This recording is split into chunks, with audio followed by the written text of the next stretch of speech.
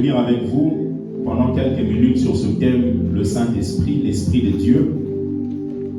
Et vous le savez, quand vous étudiez la Bible, j'ai eu à expliquer ça une fois ici, que vous avez la notion de ce qu'on appelle la Trinité. La Trinité, le mot Trinité dans la Bible n'existe pas, mais le concept ou la notion existe dans la Bible. Lorsque vous étudiez la Bible, le livre de Genèse, la Bible dit au commencement Dieu créa les cieux et la terre. Et nous avions vu que Dieu c'est toujours c'est le mot Elohim qui est au pluriel. Et lorsque c'est au pluriel, le verbe qui suit doit être au pluriel. Mais la Bible dit Dieu créa, comme pour dire c'est une personne. Mais Elohim c'est au pluriel. Donc c'est pour nous montrer que c'est la notion de la Trinité qui a commencé à prendre place. La Bible dit, Dieu dit, faisons l'homme à notre image et à notre ressemblance. Je ne peux pas dire faisons si je suis seul. Quand je dis faisons, cela veut dire qu'il y a d'autres personnes qui sont avec moi et nous sommes ensemble en train de pouvoir faire quelque chose. Donc quand Dieu est en train de dire faisons l'homme à notre image, c'est justement la confirmation de la notion de la Trinité. Vous avez le Dieu qui est le Père, vous avez Dieu qui est le Fils et vous avez le Saint-Esprit. En fait, la notion de la Trinité, il faut le comprendre un peu comme de l'eau.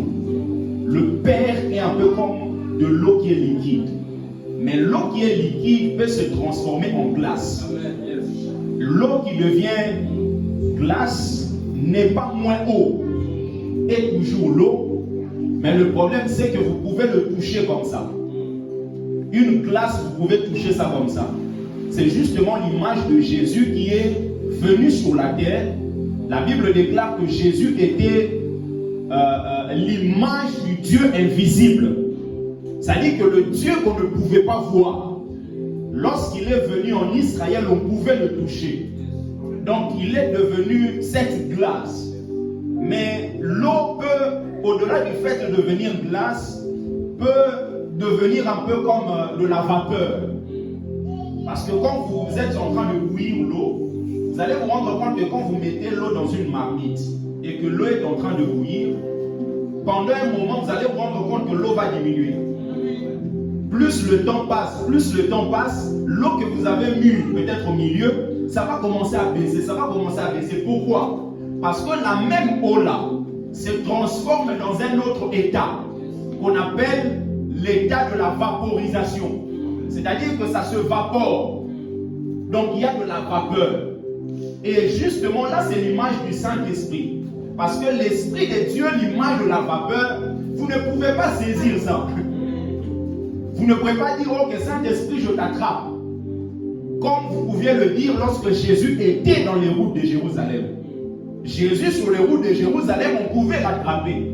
Cette femme avait la perte de sang pendant 12 ans. Lorsqu'il a vu Jésus, le Dieu qui est devenu un peu comme la glace, est devenu dans une forme de glace. On pouvait le toucher et toucher le pan de sa robe. Mais le Saint-Esprit est un peu comme le vent. Vous ne pouvez pas saisir ça. Vous ne pouvez pas toucher ça. Et la Bible déclare, lorsque vous êtes né de Dieu, vous devenez aussi comme le vent. Cela signifie qu'on ne peut pas vous enfermer quelque part. Bien aimé, quand vous avez Dieu, je vous dis la vérité. Le monde de la sorcellerie ne peut pas vous enfermer quelque part. Parce que vous êtes comme le vent. Le vent qu'il y a ici, là, personne, quelle que soit sa force, sa capacité, peut dire que j'arrête le vent. Vous ne pouvez pas. Et un enfant de Dieu qui marche dans la sainteté, dans la pureté, dans la crainte de Dieu, ne peut jamais être arrêté. Oh non, ma vie a été bloquée quelque part. Non. Si ça a été bloqué, cela signifie qu'il y a un dysfonctionnement quelque part. Mais quand tu es en accord avec Dieu, quand tu marches dans la sainteté, quand tu observes les principes de Dieu, bien aimé, tu vis la dimension du fond. On ne peut pas t'arrêter. On peut penser d'arrêter ici alors que tu es déjà de l'autre côté. Amen. La Trinité. La glace et la vapeur, vous allez vous rendre compte, peut redevenir de l'eau liquide. 嗯。Ce qui devient glace ou ce qui devient la vapeur peut redevenir l'eau liquide. C'est pour cela que vous allez voir, par exemple, quand vous êtes en train de bouillir l'eau, quand vous êtes en train de le faire, vous allez voir un moment, vous allez avoir un peu comme c'est mouillé quelque part, il y a de d'humidité un peu à gauche, à droite. Et vous allez vous rendre compte que plus vous êtes en train de faire avec l'eau, plus vous allez avoir l'impression que vous allez avoir vraiment de l'eau qui va commencer à suinter. Vous allez avoir des gouttes qui vont commencer à descendre. Donc l'eau qui est liquide, qui peut se transformer en glace, l'image du Fils qui est venu dans les roues de Jérusalem sauver les hommes, peut se transformer aussi en vapeur, l'image du Saint-Esprit, mais les deux peuvent redevenir l'eau qui était liquide. C'est la raison pour laquelle quand les gens ont dit, par exemple, que Jésus est Fils de Dieu, beaucoup de personnes sont tourmentées au-dedans d'eux. Ils disent, mais comment Dieu peut avoir un fils? En fait, le problème, c'est que quand on dit Fils de Dieu, cela ne signifie pas que c'est en lien avec la dimension familiale. Comme moi je suis avec Lucas, non. Quand on dit fils, ça ne signifie pas que moi je suis plus âgé que lui, non. Parce que quand je dis je suis le père de Lucas, automatiquement ça sous-entend que je suis plus âgé que lui. Mais ce n'est pas cette dimension-là. Quand on dit père, ça signifie source, de qui tout vient. Quand on dit Jésus est le Fils de Dieu, cela signifie que Jésus était égal au Père. Mais il a accepté de se soumettre et venir de lui. Quand ça vient de lui, c'est un peu comme le Saint-Esprit. Le Saint-Esprit est envoyé par le Père et par Jésus en même temps. Donc, le Père qui est la source est en train d'engendrer des choses, d'engendrer des gens. Donc, quand vous voyez Fils de Dieu, vous vous dites dans la tête, ok, qui est plus âgé entre Jésus et le Père? Là, vous êtes vraiment à l'écart. Vous êtes vraiment à l'écart parce qu'à un moment, on va vous poser la question, il est né à quel moment? Et source, ça signifie simplement Abba, de qui tout vient. C'est la raison pour laquelle, quand vous appelez quelqu'un Père, soyez-en sûr qu'il est la source. Parce que s'il n'est pas source, il n'est pas Père. Père est toujours une source. Source de quelque chose, source de l'intelligence, source de la connaissance, vers qui vous allez puiser. Et le Père, justement, il a engendré Jésus. Et nous avions dit que dans la dimension prophétique ou dans le domaine de l'esprit, il faut avoir de l'audace. De l'audace, il faut oser. Oser avec Dieu. Oser avec Dieu. Parce que Dieu va juger le succès que vous allez selon votre fidélité à suivre ce qu'il a demandé. En fait, le succès de ce qu'on a, ce n'est pas par rapport au nombre de personnes qu'on gagne ou par rapport à la structure, la grandeur de la structure. La fidélité ou le succès va être mesuré d'abord par rapport à la fidélité que vous avez à suivre ce que Dieu vous demande. Regardez la vie de Jonas. Jonas, on appelle pour aller prophétiser sur une ville. Pourquoi? Parce que Dieu était en train de voir un certain nombre de choses par rapport à cette ville. Et Jonas, il dit à Dieu, mais non, ça ne sert à rien que j'aille là-bas. Parce que je sais que toi, tu es miséricordieux. Si je vais là-bas, tu vas finir par pardonner le peuple et voilà, je n'irai pas. Mais vous allez vous rendre compte qu'à la fin, Jonas est allé quand même et Jonas a parlé. Et la Bible déclare que ce que Dieu avait déclaré sur le peuple n'est pas venu parce que le peuple s'est repenti. En fait, le problème, ce n'est pas est-ce que Dieu va faire ou pas. Le problème, c'est que toi, tu suives ce que Dieu t'a dit. En fait, le succès, ce n'est pas dans la réalisation de ce qui peut être annoncé. Par exemple, si je prophétise sur le frère Mehdi, le succès, ce n'est pas dans la réalisation de ce que je dis. Parce que la prophétie peut avoir des conditions. Et s'il remplit ces conditions, il peut ne pas vivre ce qui a été prophétisé. Donc, quand les gens vont regarder la réalisation de ce que j'ai dit par rapport à la vie du frère Mehdi, ils peuvent se dire le pasteur est un faux prophète parce que ça ne s'est pas réalisé. Mais le succès se repose dans ce que Dieu m'avait dit et je lui ai dit tel que Dieu me l'avait annoncé. Ézéchias vient de prophétiser en disant prépare ta maison parce que tu vas mourir. prophète authentique, le prophète messianique qu'on appelle le prophète Esaïe. Lorsqu'il annonce ça, les gens peuvent l'entendre et dire ok, on va voir s'il est vraiment un vrai prophète. Mais la Bible déclare, lorsqu'il est parti, quelques temps après, Dieu l'envoie pour aller dire à la même personne, je lui ai accordé 15 ans de plus. Donc vous voyez que le succès, ce n'est pas dans la réalisation de ce que Dieu avait dit, que Ézéchias va mourir. Mais le succès, c'est dans le fait que Esaïe a suivi exactement ce que Dieu avait annoncé. Ce que Dieu avait annoncé. Et je vous avais dit que de l'audace, vous en avez besoin, on en a besoin parce que quelquefois, il faut aller au-delà de la peur. Vous vous rendez compte? Vous tenez devant les gens comme ça. Vous dites, frère Patrick, je t'ai vu, Dieu m'a montré que tu avais un projet pour acheter une telle chose et tout ça, mais Dieu m'a dit, ne va pas là-bas, mais va à gauche. Quand vous dites ça comme ça, c'est possible que ce soit faux. C'est possible que le frère Patrick dise non, parce qu'en fait, je n'ai pas ce projet-là. Donc vous voyez que le fait de le dire comme ça, il faut avoir de l'audace. Il faut oser. Il y a un prophète qu'on appelle Agabus, on a vu ça le dimanche passé. Un prophète authentique. Il prophétise sur la famine. La famine est arrivée. Mais à un moment, il prophétise sur le fait que l'apôtre Paul va être lié à Jérusalem par des Juifs. Alors que l'apôtre Paul est lié, mais il n'est pas lié par les Juifs. Il est lié par un tribun, autrement dit un païen. Donc vous voyez que dans la prophétie, il y a des choses qui peuvent être vraies, d'autres fausses. C'est pour ça que la Bible déclare examiner la prophétie, retenez ce qui est bon. Vous pouvez même quitter amour éternel, aller même en vacances quelque part. On peut vous prophétiser. Bien aimé, ne rejetez pas la prophétie, mais examinez. Mais on examine la prophétie par rapport à quoi? Non pas par rapport à tes sentiments.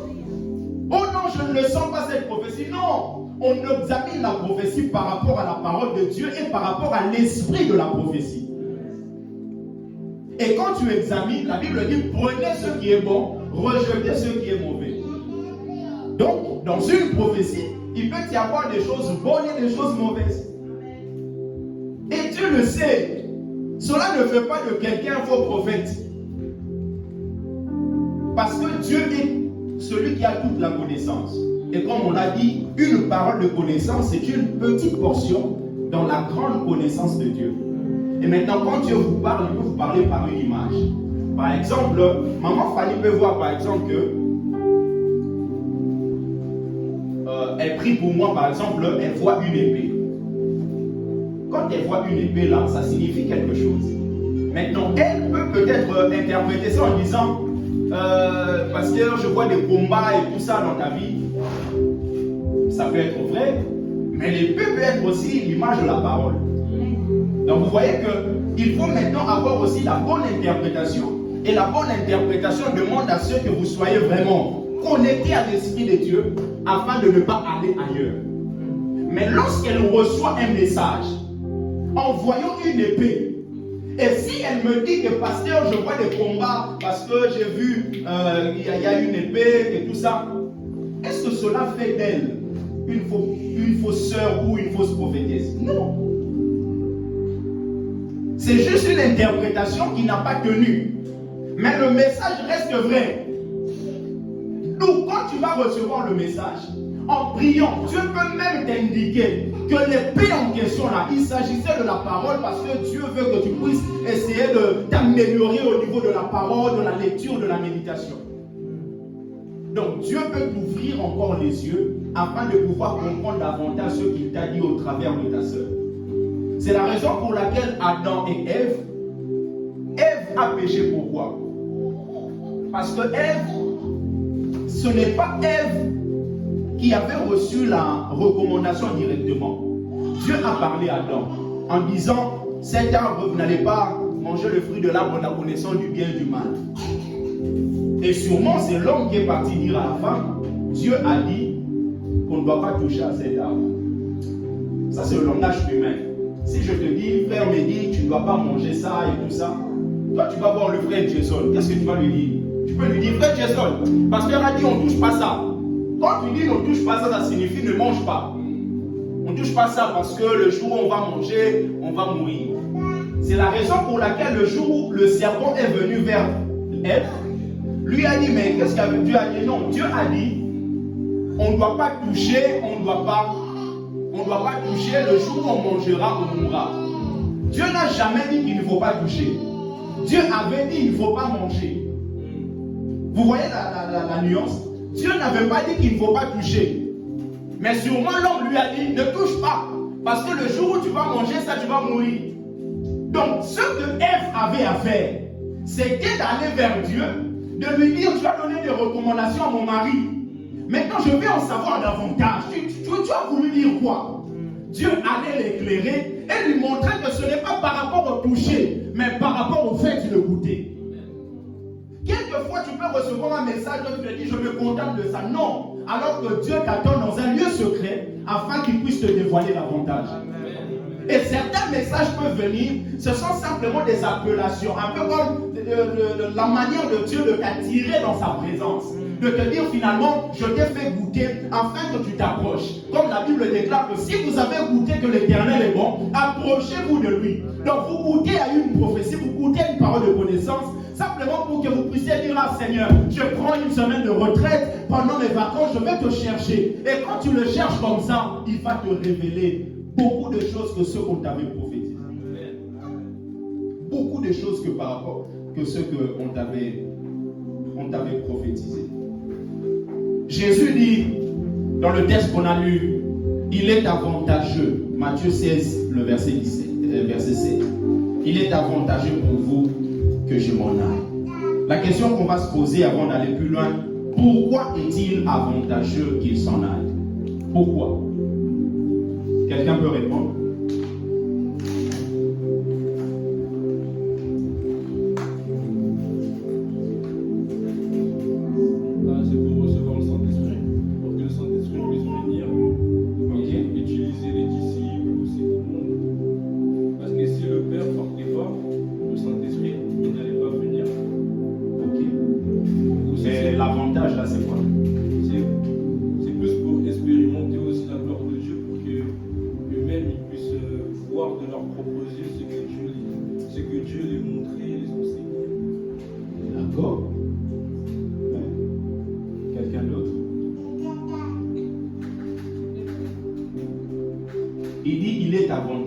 Jésus ne ment pas, n'est-ce pas?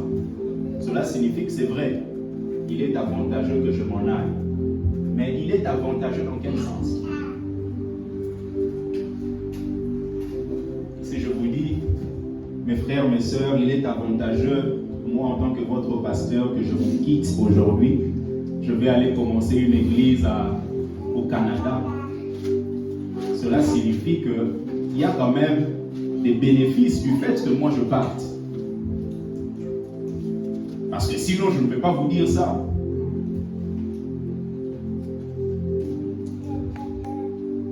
Frère Patrick.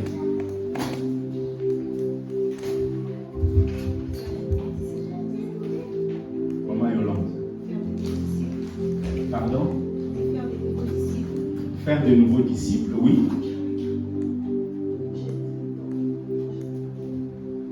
Il dit, il est avantageux que je m'en aille. Chemin pour aller à Dubaï. Non. Là, pour que le consolateur vienne pour préparer la place. Oui. La prophétie se réalise. La prophétie se réalise, oui. Donc vous voyez qu'une question, on a parlé, plusieurs personnes ont parlé, ce sont des choses vraies qui sont complémentaires. Mais je vais quand même vous amener à comprendre que le fait que Jésus dise qu'il est avantageux que je m'en aille, c'est d'abord quelque chose qui est lié au domaine logistique. C'est-à-dire, lorsque Jésus était sur place, Jésus ne pouvait pas être à plusieurs endroits en même temps. Lorsque Lazare est mort ou était malade, Jésus n'était pas là. On l'a appelé en lui disant, ton ami, celui que tu aimes, est malade. Autrement dit, dépêche-toi, tu dois venir. parce que tu n'es pas là. Donc Jésus, sa présence sur la terre était un peu limitée. Jésus ne pouvait pas être chez la belle-mère de Pierre et être en même temps ailleurs. Non. Et quand il dit il est avantageux pour vous que je m'en aille, c'est parce qu'il sait que dans la dimension logistique, nous avons besoin non pas d'avoir un Jésus qui est en Israël et à chaque moment avoir besoin de payer le billet, de payer l'hôtel, d'aller. Parce que si Jésus était toujours à Jérusalem, on allait avoir des millions de personnes qui chercheraient à aller le voir. Et quand vous avez de millions de personnes qui viennent vous voir, cela signifie que c'est très difficile d'avoir un rendez-vous. Et quand même tu as un rendez-vous, on ne pourra jamais t'accorder plus d'une heure. Et Jésus, sachant ça, il dit, ok, moi je dois m'en aller. Mais vous envoyez quelqu'un vers qui vous pourrez être avec en permanence et à chaque moment. Le Saint-Esprit n'aura pas besoin d'être là-bas à Jérusalem, n'aura pas besoin d'être là-bas en Palestine. Il sera avec toi et avec toi seul tous les jours de ta vie. C'est un avantage. Je n'ai pas besoin de payer le billet. Je n'ai pas besoin de chercher le visa. Cela signifierait que ceux qui ont des problèmes administratifs, ils n'allaient jamais aller voir Jésus. Parce qu'ils n'allaient jamais avoir le visa. Ils n'allaient jamais se déplacer. Mais ce que j'aime avec le Saint-Esprit, tu peux être même au fond du village, n'ayant même pas un passeport. Mais le Saint-Esprit peut être avec toi en train de te conduire et de te diriger. Il est avantageux pour vous que je m'en aille. Et les disciples étaient tristes. Ils étaient tristes. Alors que le Saint-Esprit est à tout moment pour chacun d'entre nous. Donc c'est un avantage.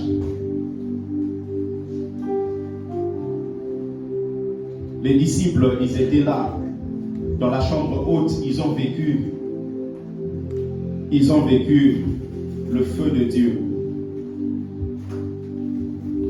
Ils ont vécu le feu de Dieu. Et la Bible déclare qu'ils ont parlé de nouvelles langues. Et l'apôtre Pierre est en train d'expliquer ce qui s'est passé aux gens. Il dit, ces gens ne sont pas ivres, parce que les gens pensaient qu'ils sont ivres, en train de parler de nouvelles langues.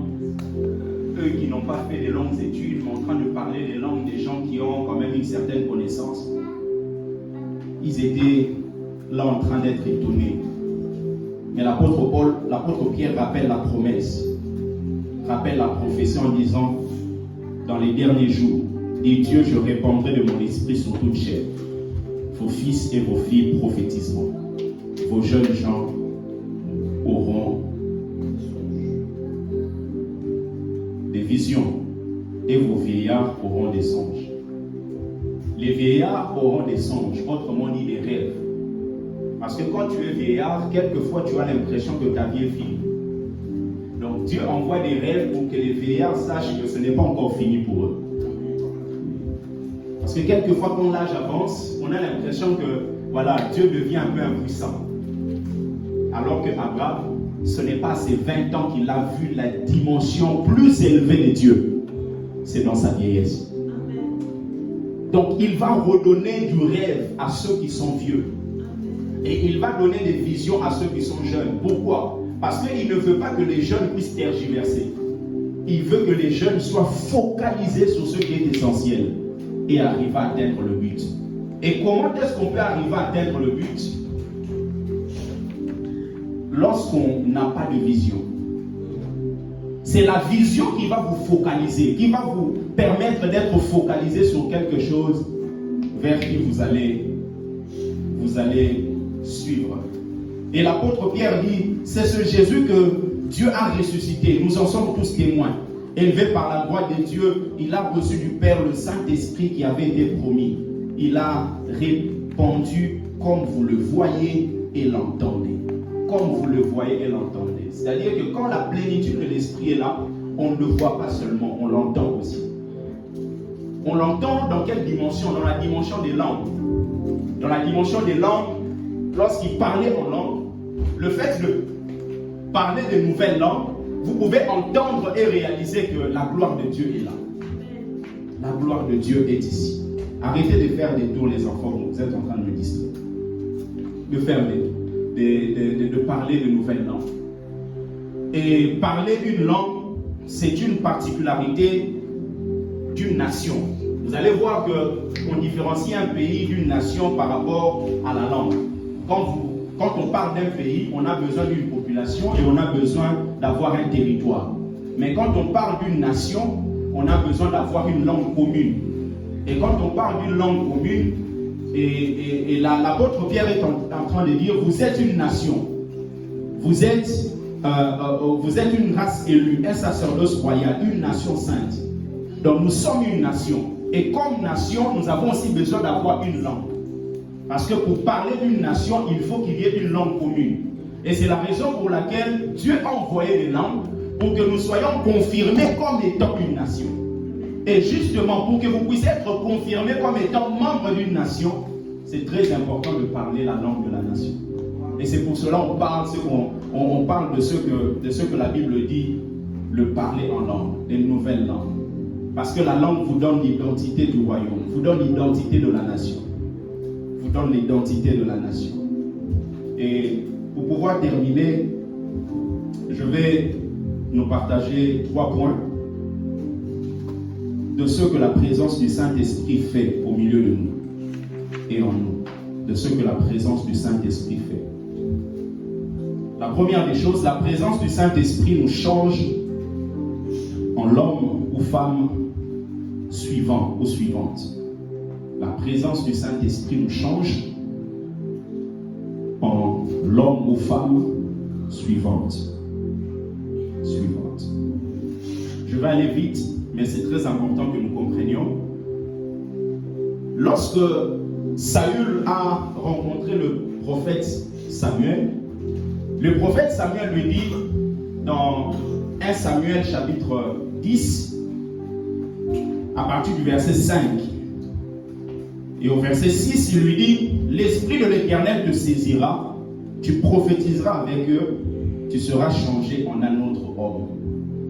Il dit, tu es en train de chercher les ânesses de ton père, moi je te fais rencontrer la royauté, mais ce que tu dois faire, c'est d'aller rencontrer une troupe de prophètes. Et quand tu vas les voir, tu seras changé en un autre homme.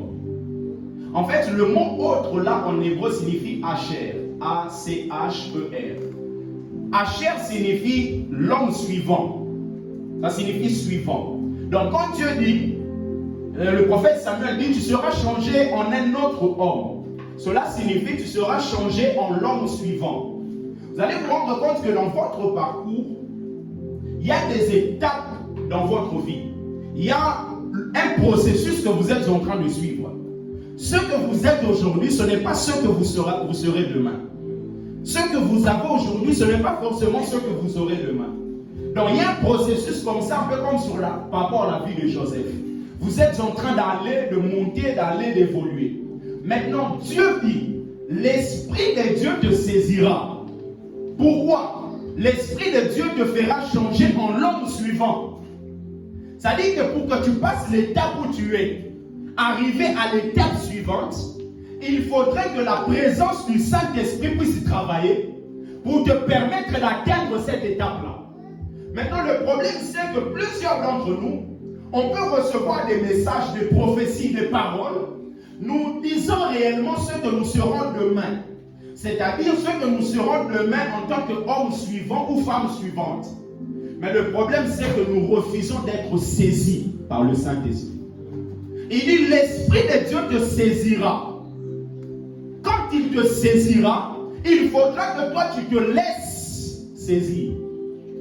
Si je viens saisir Papa Patrick, cela signifie, pour que je continue toujours à dire que je le saisis, il faudrait que lui puisse se laisser saisir. S'il commence à se battre avec moi, c'est possible même qu'il puisse laisser son habit et fuir. Donc, plusieurs personnes se battent avec le Saint-Esprit et justement, le Saint-Esprit n'arrive pas à les saisir. Et comme il n'arrive pas à les saisir, ils ne peuvent pas être transformés en l'homme suivant. Il y a des choses que Dieu attend de voir au milieu de nous demain. Mais avant de le voir, il faut que le Saint-Esprit nous saisisse. Que le Saint-Esprit saisisse ta vie. Regardez un peu le peuple d'Israël. Le peuple d'Israël, dans le texte qu'on a lu dans Exode, Dieu n'a jamais voulu donner au peuple d'Israël des sacrificateurs tels que vous connaissez dans Exode, dans Lévitique, tout ça. Dieu n'a pas voulu ça. Dieu voulait que le peuple d'Israël soit un peuple composé de sacrificateurs. Il dit, vous serez pour moi un royaume de sacrificateurs. Un royaume de sacrificateurs, ça signifie quoi? Ça signifie que c'est un royaume, mais ceux qui font partie de ce royaume sont des sacrificateurs. Mais qu'est-ce qui a fait qu'aujourd'hui qu'on puisse avoir la famille d'Aaron, on puisse avoir ses enfants comme étant des sacrificateurs et les autres sont appelés comme peuple? Simplement parce que quand Dieu avait ce projet-là, la Bible déclare qu'un jour Dieu a appelé le peuple avec Moïse pour aller parler au peuple, communiquer au peuple ses préceptes. Dieu voulait que ce qu'il a puisse être inculqué dans l'esprit et dans la pensée du peuple. Mais malheureusement, quand Dieu a fait cet appel, la Bible déclare que le peuple a dit à Moïse, toi-même vas-y, nous n'allons pas aller. La Bible déclare que le peuple était effrayé, le peuple a fui. Et le peuple a fui pourquoi? Parce que le peuple ne voulait pas que Dieu le saisisse. Quand vous ne voulez pas que Dieu vous saisisse, vous ne serez jamais transformé en l'homme suivant. C'est pour cela aujourd'hui on a des sacrificateurs. Même le roi, Dieu n'a jamais voulu que le peuple d'Israël ait un roi. La Bible déclare, ce sont Dieu même qui ont demandé à Samuel, en disant, nous voulons aussi un roi comme toutes les autres nations. Le problème que nous avons avec notre marche avec Dieu, c'est que nous voulons faire les choses comme tout le monde. Ils disent, nous voulons être comme toutes les autres nations, parce qu'eux aussi ont un roi. Alors que Dieu voulait qu'il soit un royaume de sacrificateurs, et comme c'est un royaume, que ce soit Dieu lui-même qui puisse régner sur eux. Mais ils ont dit non, nous n'avons pas besoin de ça. Nous voulons un roi qui doit régner sur nous comme toutes les autres nations. Et Dieu lui dit au peuple, à Samuel, fais ce que le peuple dit, parce que ce n'est pas toi qui le rejette, mais c'est moi.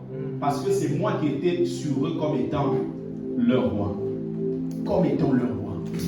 On veut faire comme tout le monde. En tant que jeune, tu veux faire comme tout le monde. Tu veux t'habiller comme tout le monde. Tu veux parler comme tout le monde. Tu veux avancer comme tout le monde. Tu veux prier comme tout le monde. Même les gens qui se démarquent dans la vie spirituelle, là, ce sont des gens qui ne font pas les choses comme tout le monde. Dieu voulait que le peuple soit différent. Autrement dit, Dieu voulait qu'au travers de son peuple, le peuple puisse influencer les autres nations. Mais influencer les autres nations par rapport à la culture de Dieu, la culture du royaume. Mais le peuple a voulu être comme tout le monde. Or, vous ne pouvez pas influencer les gens si vous êtes comme eux. Tout celui qu'on appelle modèle, c'est parce que ce modèle fait les choses que tout le monde ne fait pas. Parce que si vous faites des choses que tout le monde fait, vous n'êtes pas un modèle. On ne peut pas vous suivre parce que vous ne faites pas des choses différentes. L'Esprit de Dieu te saisira et tu seras changé en un autre homme. On veut faire les choses comme tout le monde, les mamans faire comme tout le monde, les papas. Alors que Dieu te veut différente. Différente. Tu es en train de préparer, mais tu parles en langue. Tu pries en langue. Tu marches, tu pries en langue. Tu pries. Deuxièmement, le Saint-Esprit vient nous équiper afin que nous devenions des maîtres. Le Saint-Esprit vient nous équiper afin que nous devenions des maîtres. Parce que dans la vie chrétienne, il y a un processus. Et dans ce processus, Dieu attend de nous que nous puissions grandir. Et au temps de Jésus, vous allez vous rendre compte qu'il y avait ce qu'on appelle des pharisiens. Les pharisiens sont apparus pratiquement 2 siècles avant l'arrivée de Jésus. Et avec les pharisiens, il y avait 2 courants. Il y avait premièrement le courant, je vous épargne des mots, école de Chamaï, qui était assez stricte par rapport à la loi. Mais il y avait une autre école qu'on appelle l'école de Hillel. Et c'est une école un peu plus libérale qui était représentée par le petit-fils de Hillel qu'on appelle Gamaliel. Quand vous étudiez les actes des apôtres, vous allez voir celui qu'on appelle Gamaliel, qui était le maître de l'apôtre Paul, qui en ce temps s'appelait Saul. Et en ce temps-là, on pouvait être baptisé au nom de son maître. En fait, le baptême n'est pas venu avec Jésus, avec Jean-Baptiste, non. Le baptême a commencé bien avant, c'est-à-dire quand vous avez un maître, vous avez un philosophe. En tant qu'élève, vous pouvez être baptisé au nom de ce maître-là. Et être baptisé au nom de ce maître, ça signifie que vous adhérez à sa pensée, vous adhérez à ce que lui enseigne et vous décidez de pouvoir le suivre à chaque moment. Et vous faites comme une confession publique en disant, à partir de maintenant, tout celui qui me verra saura que j'appartiens à ce maître. Et ce concept a été récupéré par Jésus avant par Jean-Baptiste. Mais le problème, c'est qu'on ne pouvait pas être maître avant 30 ans. C'est la raison pour laquelle la Bible déclare que Jésus, qui était Dieu fait chair, qui était la grâce faite chair, et il est venu afin de sauver les gens au travers de la grâce. Parce que la loi a été donnée par Moïse, mais la grâce et la vérité sont venues par Jésus. Mais le Jésus là qui est l'incarnation de la grâce est né sous la loi. Il est né sous la loi afin de sauver ceux qui sont sous la loi. Maintenant, Jésus, connaissant les choses qui se passaient en son époque, il savait qu'on ne pouvait pas être maître avant 30 ans. Rappelez-vous, quand vous lisez les évangiles, on parle de Jésus comme étant le rabbi. Le rabbi signifie maître. Maintenant, avant 30 ans, vous ne pouvez pas être maître. Mais quand vous êtes maître, cela signifie qu'à un moment, vous pouvez laisser aussi l'école à quelqu'un d'autre. C'est la raison pour laquelle d'abord, avant, Jésus a commencé son ministère à l'âge de 30 ans. Il n'a pas commencé à 29 ans. Il a commencé à 30 ans comme étant celui qui est le maître d'une nouvelle philosophie. Il est venu inculquer la culture du royaume. Parce que le maître en ce temps-là communiquait sa philosophie. Et Jésus venait avec une autre philosophie. Ce n'était pas la philosophie, je ne sais de quel philosophe, mais c'était la philosophie du ciel. Il l'a ramené sur la terre. Et quand vous êtes maître, à un moment, vous pouvez dire, non, je ne veux plus m'occuper de l'école, je mets quelqu'un d'autre. Mais pour mettre quelqu'un d'autre, il faudrait que ce soit quelqu'un qui est de ton école. C'est la raison pour laquelle Jean-Baptiste a commencé son ministère avant Jésus. Jean-Baptiste était maître et il avait des élèves. Et Jésus, quand il est arrivé, il fallait qu'il puisse faire la continuité de ce que Jean-Baptiste avait commencé. Mais pour faire la continuité de ce que Jean-Baptiste a commencé, il fallait qu'il adhère à l'école de Jean-Baptiste. C'est la raison pour laquelle Jésus devait se faire baptiser par Jean-Baptiste et ensuite récupérer l'école à la place de Jean-Baptiste. Et Jean-Baptiste dit, je ne suis pas digne de délier même les souliers de ses chaussures. Je ne suis pas digne parce que lui, il est beaucoup plus grand que moi. Donc Jésus s'est soumis afin de pouvoir récupérer l'école. Et quand vous récupérez l'école, vous ne récupérez pas simplement la dimension de l'enseignement.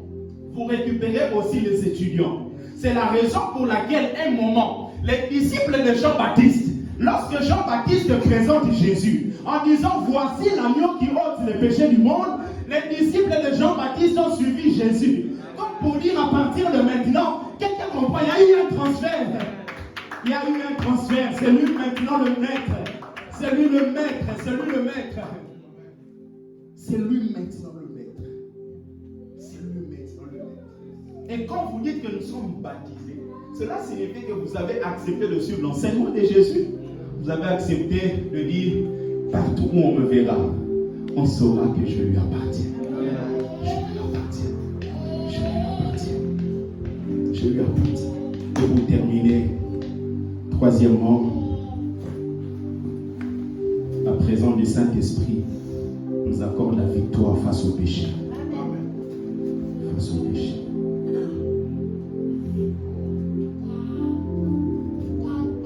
Il faut se laisser conduire par le Saint-Esprit. Et le Saint-Esprit, c'est lui qui peut donner la victoire. Regardez même les gens qui sont dans l'Ancien Testament. Regardez Agar.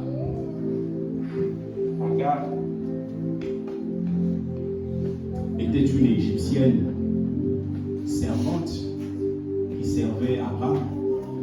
Mais Agar était intéressante. Parce que si Abraham est allé avec Agar, cela signifie que Agar était intéressante. Si une Égyptienne servante est intéressante, à combien plus forte raison une Égyptienne qui est la femme de Potiphar est chef? Mais regardez la vie de Joseph. Joseph n'était pas né de nouveau, mais Joseph a su résister face à la femme de Potiphar. Maintenant, nous sommes nés de nouveau. Nous avons la plénitude de l'esprit. Pourquoi on n'arrive pas à résister? Vous savez pourquoi? Parce que nous aimons ceux qui se présentent à nous. Si je prends la cocaïne, je mets ça ici. Je crois que personne ici va s'intéresser à ça. Vous savez pourquoi? Personne ici n'aime la cocaïne. Mais si je prends des billets de 100 €, je mets ici. Un jour, 2 jours, 3 jours. Un mois, je peux te dire, mais pasteur, Dieu comprendra. Pourquoi? Parce qu'on aime l'argent. Vous ne serez jamais en train de tomber sur quelque chose que vous n'aimez pas. C'est la raison pour laquelle, dans la vie spirituelle, c'est là que je termine, il faut vraiment passer des moments avec l'esprit pour que tes affections soient des affections qui donnent gloire à Dieu. Parce que aussi longtemps que tu aimes des choses qui déplaisent à Dieu, bien aimé, tu vas continuer à confesser matin et soir.